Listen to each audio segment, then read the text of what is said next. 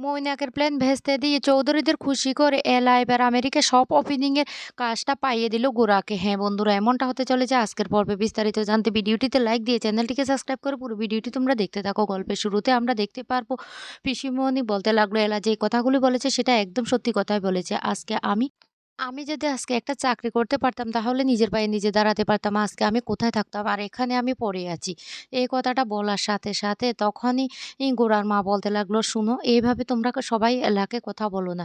এলা যে কাজটা করেছে সেটা ভুল করেছে।" এলা মায়ের বিরুদ্ধে কথা বলেছে। কাকিমুনি তখন বলতে লাগলো, "দেখো না দিদিভাই, আমরা কোনোদিন সাহস করতে পারিনি গুরুজনদের মুখের উপর কথা বলতে।" এলা তখন বলতে লাগলো, "গুরুজনরা যদি ভুল করে তাদের শুধরে দেওয়ার দায়িত্ব আমাদের। আর প্রত্যেকটা মেয়েরও একটা নিজস্ব অধিকার আছে।" সত্যিই তো পিসিমণি আজকে কোথায় থাকতো? আর মেঘনা দিদি এতটা জেদি কেন হয়েছে এখন আমি বুঝতে পারছি। কারণ ও যদি একটা চাকরি-বাকরি করতেও পারতো তাহলে ওর অবস্থাটা এমন হতো না। এই কথাটা বলার সাথে, সাথে তখন কাকিমণি বলতে লাগলো, "মেঘনা বরাবর বেলা থেকে অনেক জেদি। আর আমার মেয়েটা কতটা শান্ত। আমার মেয়েটা লেখাপড়া শিখছে। আমার মেয়েকে বলেছি যত ইচ্ছে লেখাপড়া কর। কিন্তু বিয়েটা আমাদের বাড়ির মতো করতে হবে।" তখনই এলা বলতে লাগলো, "কেন? ওর কি নিজস্ব কোনো অধিকার নেই? আর মেয়েরা সবসময় কেন অন্যের উপর নির্ভর হয়ে থাকবে? সতীদাহ প্রথা তো কবেই উঠে গেছে।" তখন গোরার মা বলতে লাগলো, "শোনো এলা, এসব বিষয়ে একদম কথা বলো না। মায়ের কানে যদি এই কথাগুলি যায় তাহলে বাড়িতে একটা ঝামেলার সৃষ্টি হবে।" আর তখন গোরায় রান্নাঘরে এসে পিসিমণিকে বলতে লাগলো, "পিসিমণি, চৌধুরীরা কিন্তু লন্ডন থাকেন। ওরা কিন্তু একদম তেল ঝালের খাবার পছন্দ করে না। তাই ওদের জন্য ভালোভাবে খাবারটা তৈরি করবে। আমি কিন্তু সেটা তোমাকে দায়িত্ব দিয়ে গেলাম।" অন্যদিকে কৃষ সেই প্রেজেন্টেশনটা রেডি করলে সেটা এনে যখন গোরার হাতে দেয়, গোরা প্রচণ্ড রেগে গিয়ে বলতে লাগলো, "এগুলি কি বানিয়েছিস? যাকে তাকে দিয়ে না যেকোনো কাজ হয় না, আমি বুঝতে পারছি।" এই বলে প্রেজেন্টেশনের সে এ ফা গেম ফাইলটা ফেলে দেয়। আর তখন সেখানে এ ঐশী বলতে লাগলো, "মামুনি, তুমি কেন কোনো কথা বলো না? সবসময় দাদাভাই কেন কৃষকে কথা শোনাবে?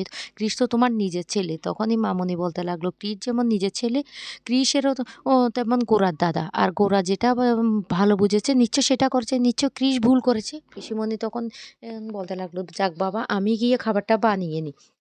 পাস্তা বানাতে হবে তো।"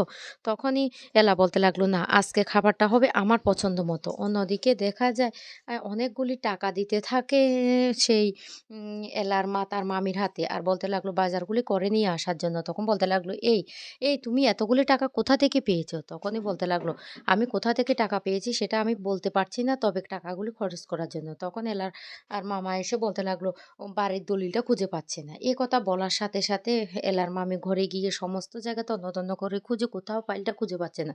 তখন বলতে লাগলো, "বাড়ির দলিলটা কোথায় যেতে পারে? কোথায় যেতে পারে? এই তুমি কি বাড়ির দলিলটা দেখেছো?" তখন এলার মা মিথ্যে কথা বলে। এদিকে দেখা যায় এ সেই চৌধুরীরা চলে আসে। আর চৌধুরীদের মেয়ে এলাকে দেখে খুব খুশি হয়েছে। আর বলতে লাগলো, "ওমা, তুমি এলা না? তোমারও তো স্বয়ংবর করে বিয়ে হয়েছিল।" এই বলে এলাকে জড়িয়ে ধরে। এদিকে সেই চৌধুরীর স্ত্রীও খুব খুশি হয়ে যায় এলার ব্যবহার দেখে। তখন বলতে লাগলো, "আপনাদের বিজনেসটা তো একমাত্র এলার জন্যই আজকে এত দূর পর্যন্ত এসেছে।" দাদু তখন বলতে লাগলো, "হ্যাঁ, সেটা সত্যি। এলা যদি না থাকতো আমাদের বিজনেসটা এতটুকু এগোতে পারত না।" আর তখনই রান্নাঘর থেকে এলাকে ঠাম্মি বলতে লাগলো, "এলা, রান্নাঘরে এসো।" এলা তখন বলতে লাগলো, "আমি রান্নাঘরে যাচ্ছি।" এদিকে চৌধুরীরা সবাই এলার খুব প্রশংসা করতে থাকে আর বলতে লাগলো, "এলার সমস্ত কিছু আমরা জানি। এলা খুব ভালো মেয়ে।" তখন গোরার বাবা আর দাদু বলতে লাগলো, "হ্যাঁ, এলা আজকে আমাদের এই পজিশনে নিয়ে এসেছে। সত্যিই এলা খুব ভালো।" এদিকে রান্নাঘরে চলে যায় এলা। অন্যদিকে চৌধুরীদের সাথে আলোচনা করতে থাকে গোরার বাবা এমনকি দাদু।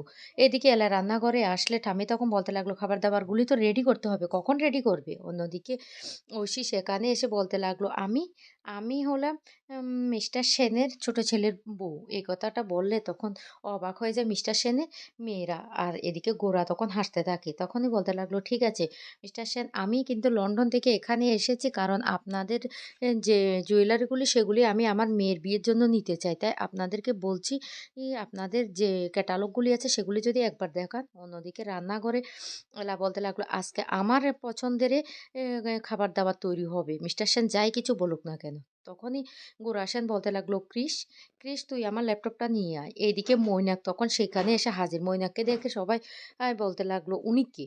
তখনই মৈনাককে পরিচয় করে দিয়ে গোরা যে তার বেস্ট ফ্রেন্ড, এমনকি তাদের কোম্পানির সে ম্যানেজার।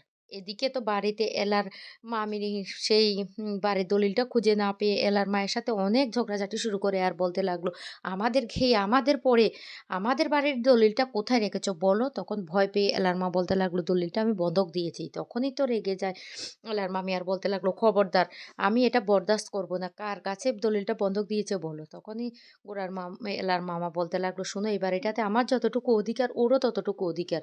প্লিজ তুমি ওকে এমনটা করো না।" তখন এলার মামি চিৎকার করে বলতে লাগলো, "হয় ও এ বাড়িতে থাকবে না হয় আমি থাকবো। এ ভাগাভাগিতে না আমি থাকবো না।" এই কথাটা বলে।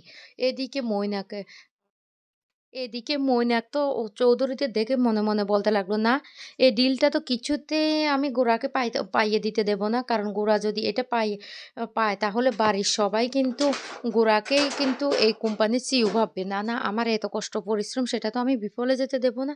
অন্যদিকে এলা সেটা দেখতে থাকে আর বলতে লাগলো, "এই এই মৈনাক স্যার না আবার কোনো না কোনো গন্ডগোল পাকানোর জন্য এখানে এসেছে। না, কিছু একটা করতে হবে।" এদিকে এলার মা হাত পা ধরে কান্না করতে থাকে তার দাদার কাছে আর বলতে লাগলো, "দাদা আমি বিশ্বাস করো আমি দলিলটা ছাড়িয়ে দেব।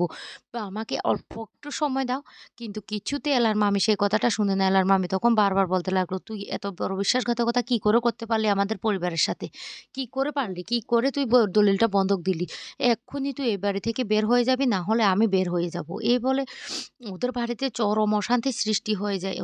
এইদিকে গিয়ে কি করবে এলার মা সেটাই বুঝতে পারে না। অন্যদিকে এম ওদেরকে সেই ডিজাইনগুলি দেখাতে থাকে গোরা। আর বলতে লাগলো, "আমাদের ক্যাটালগের সম্পূর্ণ ডিজাইনগুলি আমি আপনাদেরকে দেখিয়ে দিচ্ছি। আপনাদের ভালো লাগবে হয়তো।" তখন গোরা তার ল্যাপটপে সমস্ত ডিজাইনগুলি চৌধুরীর স্ত্রী এমনকি চৌধুরী সবাইকে দেখাতে থাকে। কিন্তু তাদের ওই ডিজাইনগুলি কিছুতে পছন্দ হয় না। আর বলতে লাগলো, "না, না এগুলি আমাদের ভালো লাগছে না। এগুলি হচ্ছে না।" এদিকে মৈনাক বলতে লাগলো কি যে কোনো প্রকারে ডিলটা ক্যানসেল করাতে হবে। এই ডিলটা যদি একবার পেয়ে যায় তাহলে তাহলে এই পরিবারের যে এত পরিশ্রম করে জায়গাটা করছে সেই জায়গাটা আমার আর থাকবে না। সবাই গোরাকেই বিশ্বাস করবে। না আমাকে এই ডিলটা ক্যানসেল করতে হবে। এদিকে চৌধুরী বলতে লাগলো, "বিশ্বাস করুন আপনাদের এই যে ক্যাটালগ সেটা দেখে আমাদের জুয়েলারিগুলি একদম পছন্দ হচ্ছে না।" তখনই গোরার বাবা বলতে লাগলো, "শুনুন আপনাদের যদি পছন্দ না হয় তাহলে আপনাদের পছন্দ অনুসারে আমরা বানিয়ে দেব। বে আমাদের একটু সময় দিন।" চৌধুরী তখন বলতে লাগলো, "না, না আমাদের হাতে একদম সময় নেই। আমরা তো বলেছি আমাদের মেয়ের সামনে বিয়ে। আপনাদের না একটুও সময় দিতে পারব না।" আর তখনই চৌধুরীর কাছে ফোন আসে বিকাশ ব্যানার্জি। আর বিকাশ ব্যানার্জি বলতে লাগলো তিনি নাকি স্বল্প মূল্যে সমস্ত জুয়েলারিগুলি দিতে চান। তখন গোরার মাথায় হঠাৎ করে ম চলে আসে আর বলতে লাগলো, "আমি তো উনাদেরকে পার্সোনালি ডেকেছি। তাহলে কি করে জানলো বিকাশ ব্যানার্জি এই খবরটা?" অন্যদিকে এলা বুদ্ধি করে বলতে লাগলো, "উনাদেরকে সাবেকি খাবার-দাবার এমনকি সাবেকি কিছু করে দেখাতে হবে। না হলে এই ডিলটা ক্যানসেল হয়ে যাবে।" মইন এক্সারসাইজে এই ডিলটা ক্যানসেল করে দেওয়ার জন্য। তখনই এলা বুদ্ধি করে সাবিকে আনায়, ওদেরকে খাবার-দাবার দেয়। এমনকি কি ট্র্যাডিশনাল গুলো উনাদেরকে দেখিয়ে দেয়। যা দেখে মুগ্ধ হয়ে যায় সেই এই চৌধুরীরা। চৌধুরীরা তখন বলতে লাগলো, "সত্যি অসাধারণ অপূর্ব লেগেছে আমাদের কাছে সমস্ত খাবার-দাবার এমনকি আপনাদের ট্র্যাডিশনাল জুয়েলারিগুলি।